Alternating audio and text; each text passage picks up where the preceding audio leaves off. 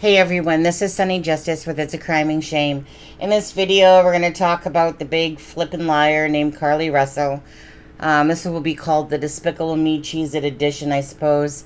Anyways, the Chief Nick, who's always splashing the right colors, that guy, really the Chief, he knows what colors flatter him, doesn't he? Showing up in his purples and now his corally colors and stuff like that. Anyways, gonna listen to him. Again, he was asked about the 49 hours, and you guys just leave your comments. Where do you think she was in 49 hours? Like, do you honestly think that little princess liar there was all alone by herself, fighting off the frickin' snakes and the, birdies coming at her and different stuff like that, with her toilet paper roll? Do you guys think that she was just hiding out all by herself, or do you think she had an accomplice? That you know how she talks about how this person abducted her from the interstate, of course, which we know is a lie, then took her over the fence, and then like got into a car in a semi. Do you think that part of that's probably true, that she went over the fence with somebody, got into a car with somebody, and that she's covering up for somebody? I don't know. That seems pretty likely to me, to be honest, because I can't see Princess, unless she was hiding out in that doghouse and got, oh, you know what? I'm so sick of this doghouse. I think I'm gonna work my way back home now, because life's too rough without my nails being done and my hair. Anyways, I can go on and on and on. Just a disgusting, despicable human being to me. And again, reap what you sow, chick. Reap what you sow. Anyways, you guys listen to the video. Again, please give this video a like and a share. If you're not subscribed, please consider subscribing. Don't got no time of day for people that are underneath the false pretense of hurting others by their actions like this. So to me, she's Carlee Russell. You are a despicable human being. And I hope that you reap what you sow, and whatever comes your way, may it be another tenfold on top of that. Sorry, but that's just my thoughts. Anyways, here's the video. Carlee Russell, the Alabama nursing student who went missing for 2 days after telling 911 she found a stranded toddler last week, has been charged with 2 misdemeanors in connection with the hoax. That's according to the police. Russell's being charged with falsely reporting to law enforcement officers and falsely reporting an incident.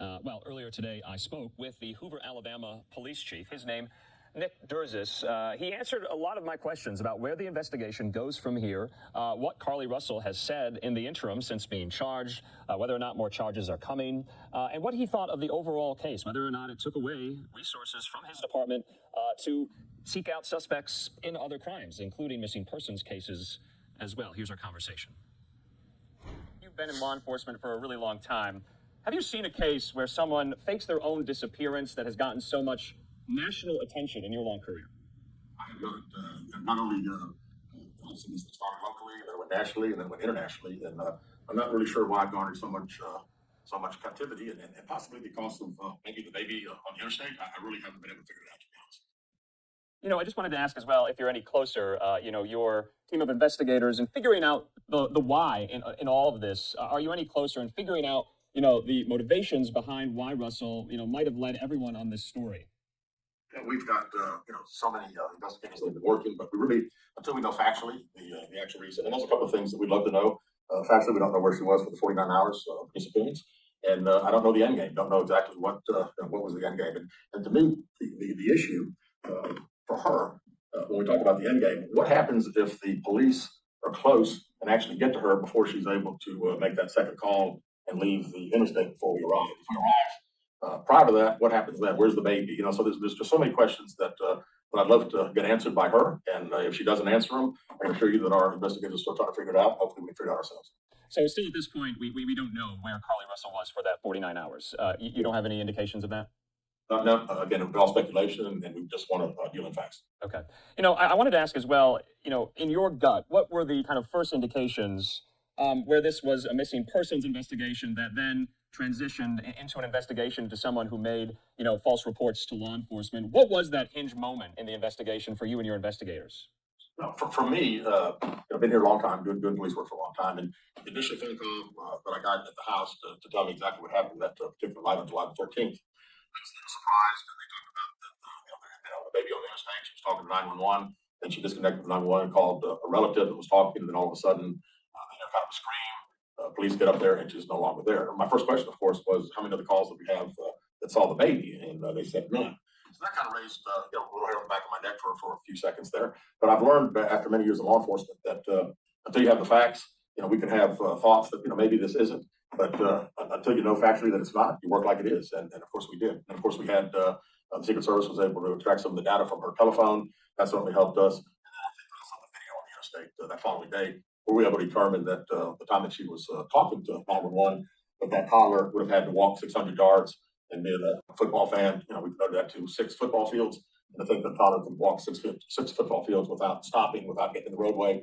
I've had kids, many people have had, and they find that pretty much that doesn't make a lot of sense. Yeah, so it seems like the reports of the sighting of this toddler on the interstate, a very busy interstate at night, it seems to me, and you're alluding to the fact that that was really the first red flag in all of this, and then that kind of precipitate, looking into her search history on the internet once it did turn into a potential hoax investigation. Yes, sir. And again, even though we had seen, I had that question about the baby, and of course some of our investigators did, but when that story became not only national, but a national story, as you can well imagine, there were hundreds and hundreds of tips coming in.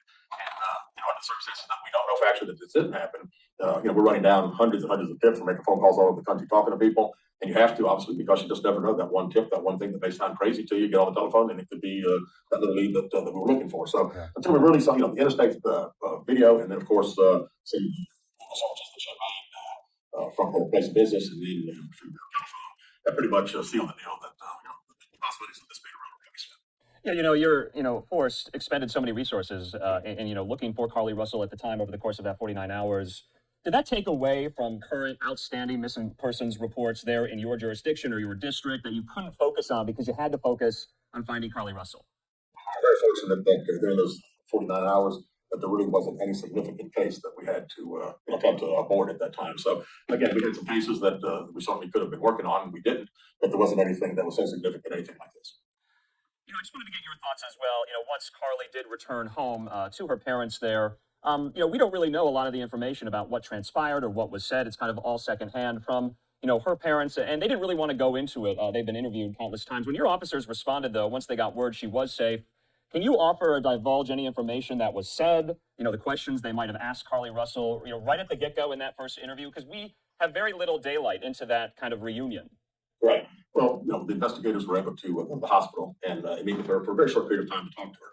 And she did divulge at that time that she had been kidnapped from the interstate, that a gentleman had taken over a fence, put her in a car, ended up taking her, put her in the back of an 18-wheeler. At one point, she was able to run. They grabbed her again, put her back in the 18-wheeler, and then eventually went to a house where they kept her. So again, that was the statement that she made to the investigators. Of course, under the circumstances that night of her just returning home, it didn't press too much.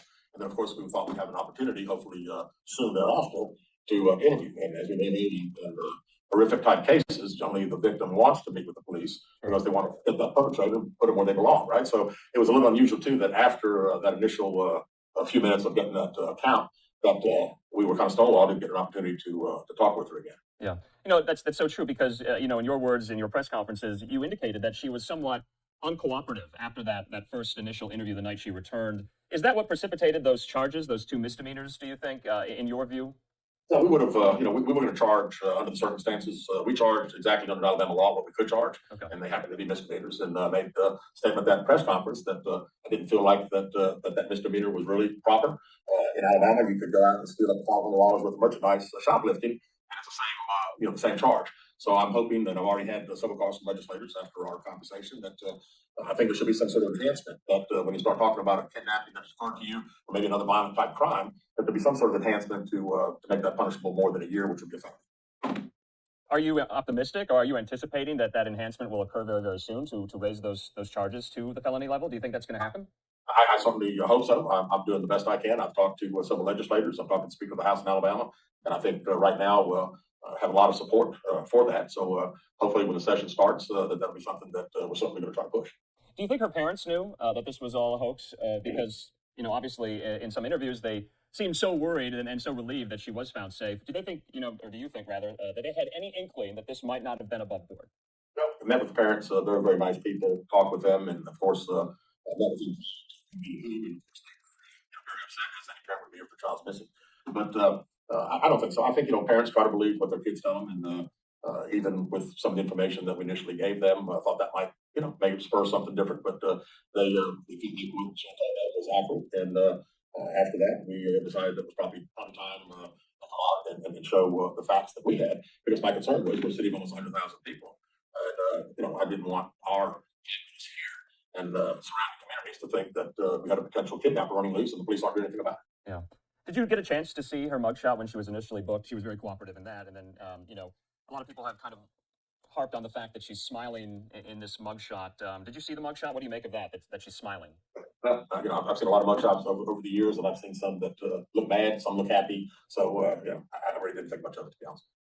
All right, Chief Derzis, what happens next in all of this? I know you and your office are going to be following it so closely, but what happens next? Yeah, again, there were misdemeanors, and misdemeanors were issued by our Hoover City Court.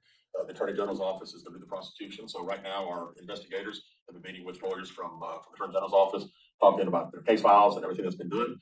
Talking about, again, investigations still continue. So if we find anything else that potentially can be charges, we would certainly be looking at that also. But right now, we're not complete. Again, as you guys spoke earlier about the 49 hours of the disappearance, we'd love to know where she was. The attorney read his statement. Of course, they said that she was in Hoover and did this all herself. So again, we'll try to see what the facts bring us if we can figure it out. Yeah, I mean, at the end of the day, I don't want to speculate. If Carlee Russell does have severe mental health issues, which is why she might have gone on this, faked disappearance, and she has been charged with the misdemeanors. Does that lead you to have any sympathy for her, do you think? Yeah, here's the deal. The focus of the investigation to begin with is to get Carlee Russell home to her parents safe, and that happened. So that was our, obviously our main goal. Next goal was to try to figure out where she's been.